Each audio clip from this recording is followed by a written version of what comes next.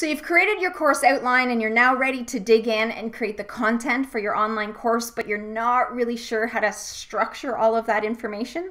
Well, watch this video for some tips.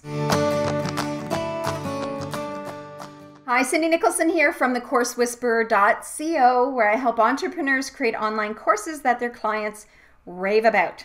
So you're ready to dig in and create the content for your course within the lesson. And you're not really sure how to structure it all. So that's what I want to help you with in this video. What kind of elements you want to include in your course so that it makes a really good learning experience for your clients. And so there's essentially about 5 different elements you want to include. So let me walk you through them. All right, for the first element of your lesson is you want to provide them with that overall picture of the journey that you're taking them on and where they are in that journey. So I talk about this a lot in terms of providing some sort of visual representation of the journey that you're going to take them through on their course. Well, I would provide that visual representation at the beginning of each lesson so that your clients know exactly where they are and their brain knows where everything fits in the overall picture. That's such an important step in that learning process. So provide that visual representation at the beginning of each lesson and tell them that where they are in their journey. Now, once you've provided the client with the overall journey and where they are in that journey, then you want to talk about what you are going to be talking about in that video. I know it's pretty obvious, but it is something you want to be super clear about when you're introducing your lesson to let them know exactly what they're going to be learning. Now, the third element you want to include is the why you're teaching what you are teaching.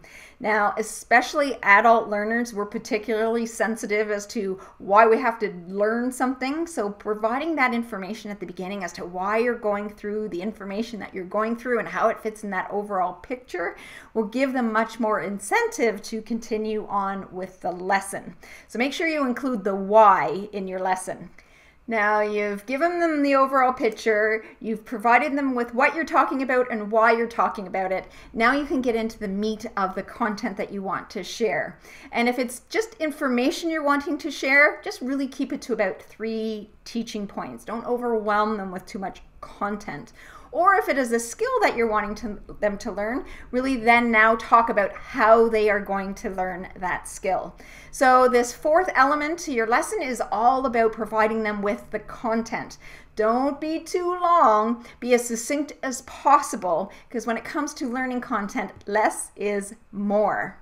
And finally, the 5th element you want to include is the wrap-up and next steps. So the wrap-up is just summarizing what you talked about in the lesson, and then the next steps are being like, what do you want your clients to do now? And you take your time here. Be super clear as to the action you want them to take. If it's to print off a reference guide or to do an activity, give them enough information that they, once that video stops, they know exactly what they're supposed to do. So make sure at the end of every video, you summarize what you've talked about, but then you be super clear on those next steps that they're supposed to take.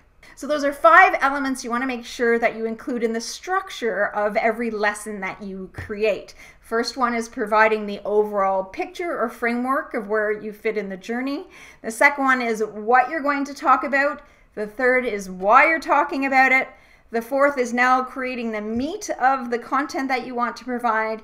And the last element is the wrap-up, where you summarize and you provide them with their next steps. So, as part of my next steps, I've actually created a reference guide for you outlining all of these 5 elements. So when you do get to create your content, you've got that handy dandy reference guide to help provide you with guidance. So print that off down below. Now, if you like my video and like to keep receiving tips on how to create amazing online courses, subscribe to my channel or visit me at thecoursewhisperer.co, where you can download a free PDF of top 5 mistakes entrepreneurs make when they create online courses. Thanks so much for watching.